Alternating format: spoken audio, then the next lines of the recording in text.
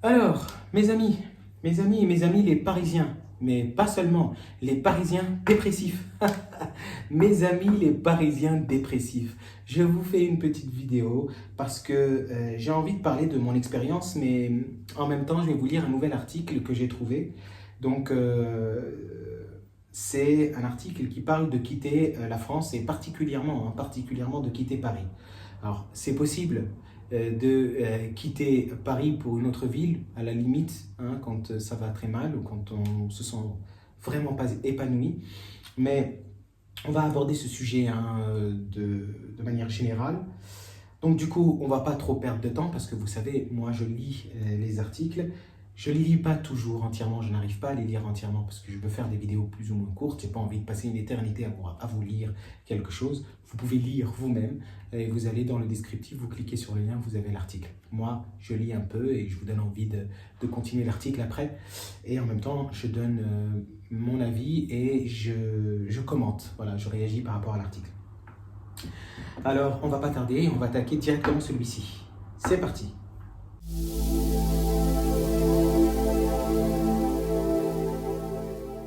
Pourquoi quitter Paris pourrait être la meilleure décision? Entre la sécurité, les difficultés liées au logement, un marché du travail tendu et la décoloration, donc, et la, on va dire, détérioration, hein, parce que toujours la traduction, parce que c'est de l'anglais vers le français, est taïesh. La traduction est taïesh, grave de ouf. La détérioration des liens sociaux, c'est ça qu'il voulait dire. En tout cas, c'est ça que la traduction voulait dire. C'est horrible. De plus en plus de Parisiens choisissent de s'éloigner donc de la capitale. Moi, j'en fais partie, vous le savez. J'ai quitté la France, j'ai quitté Paris, j'ai passé toute ma vie à Paris, je suis né là-bas. Franchement, comment dire sans faire du mal? Paris, c'est vraiment une super ville. C'est waouh. Paris, c'est waouh. D'un point de vue culturel, d'un point de vue activité, de beaucoup de choses. Il y a beaucoup de choses à dire, il y a beaucoup de choses de positives. Parce que même en m'étant expatrié à plusieurs reprises, j'ai fait la Chine et maintenant je suis en Tunisie, je peux vous dire qu'il y a plein de choses qui me manquent. Il faut être honnête à un moment donné. Il faut arrêter de dire que Paris, c'est une catastrophe, c'est vraiment un cauchemar à ce point-là et qu'il faut quitter. Et il ne faut pas écouter ceux qui disent oui, je suis complètement heureux et épanoui. Quand tu quittes ta ville natale et quand tu quittes, par exemple, ta famille, tes amis et tout, il y aura toujours quelque chose en toi, une sorte, on va dire, spleen de Paris, c'est ça, je crois, qui émergera à un moment ou à un autre. Voilà. C'est ça la vérité. Mais bon. Pendant des décennies, Paris a été considéré comme un rêve, la ville des lumières, de l'amour, de la culture et des opportunités. Mais derrière les cartes postales et la lueur cinématographique, la réalité quotidienne pour de nombreux Parisiens est beaucoup plus difficile. Le stress, les conditions de vie précaires et l'épuisement émotionnel font désormais partie de la routine urbaine. De plus en plus de jeunes professionnels, de familles entières et même de retraités décident de quitter la ville, non pas pour s'échapper, mais pour retrouver un sentiment d'équilibre et de liberté. C'est intéressant qu'ils mettent l'accent sur le fait de s'échapper, d'accord? Parce que s'échapper, ce n'est pas la solution. Voilà. Trouver un équilibre, oui, ça c'est une solution. Moi aujourd'hui, je suis ici en Tunisie, mais malgré tout, je ne peux pas rester totalement, éternellement dans un endroit. Donc, comme ça, voilà, je retourne, je fais des sauts, je peux retourner un moment pour me ressourcer et ça se passe à Paris. Malheureusement, c'est comme ça. Alors, premièrement, un marché du travail saturé et compétitif. Paris abrite d'innombrables sièges sociaux, agences et institutions, mais la recherche d'emploi dans la capitale est tout sauf facile. Et il ne faut pas compter sur Pôle emploi, hein, sur France Travail, vous le savez. La concurrence est féroce, la sécurité de l'emploi est rare et les salaires ne correspondent souvent pas au coût élevé de la vie. Moi je dirais presque tout le temps pas au coût élevé de la vie. C'est horriblement cher et franchement moi selon mes calculs, il faut dépasser les 2005 pour vivre normalement. Franchement, voilà. Si j'ai tort, dites-le moi en commentaire. Le marché est inondé de candidats surqualifiés et de nombreux postes n'offrent que des contrats à court terme, des stages ou des concerts indépendants sans stabilité. Des concerts, je ne sais pas qu'est-ce qu'il voulait dire par là au niveau de la traduction. Dans tous les cas, vous le savez, hein, voilà, intérim, flingué, CDD.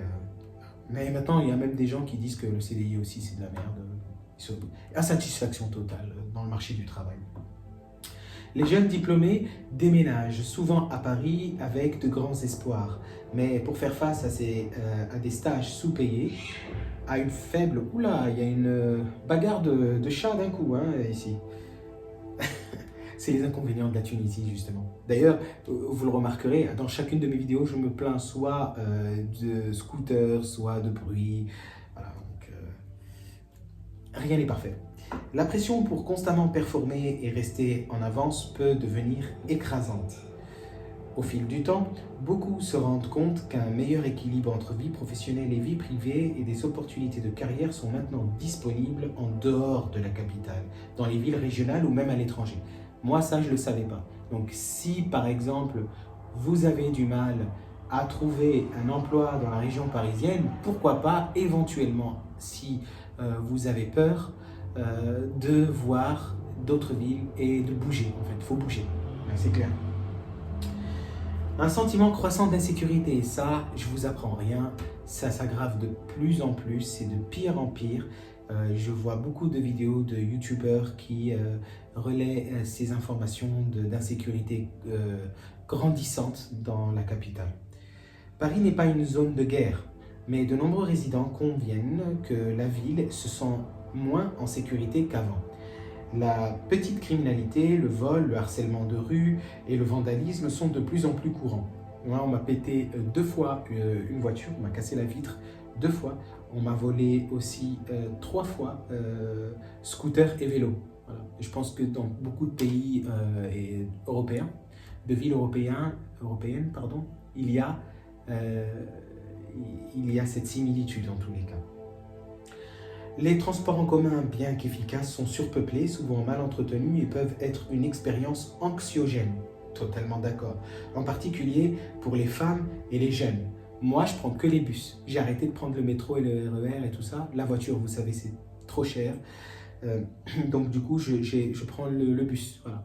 Je me mets en condition et je me dis, bon allez, je sors 2 heures à l'avance, mais il n'y a pas moyen que je prends le métro ou le RER. Avec ce bordel, je prends le bus.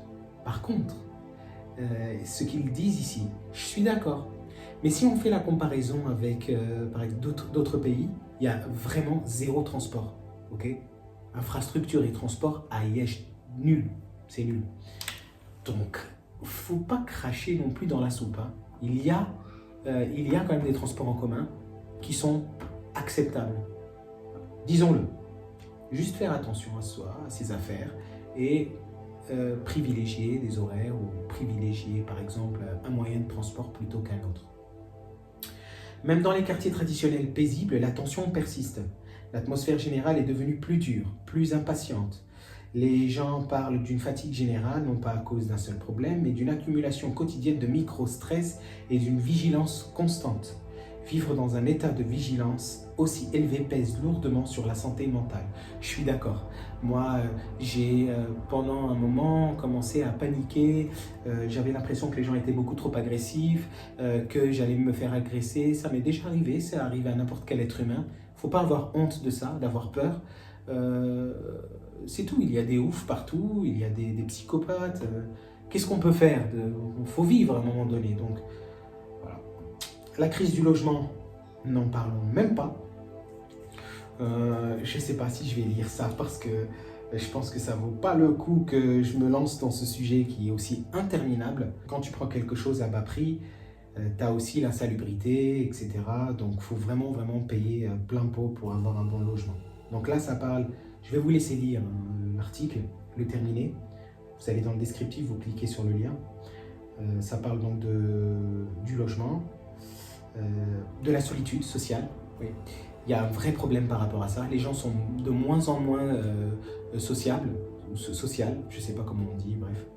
Et ça, c'est un gros problème. Du coup, il y a eu des applications et des sites internet pour faire des rencontres que j'ai moi-même beaucoup utilisées parce que il y a eu une période où je me sentais un petit peu seul. Ça peut arriver à n'importe qui, d'ailleurs ça arrive à beaucoup de monde en fait, à une grande majorité.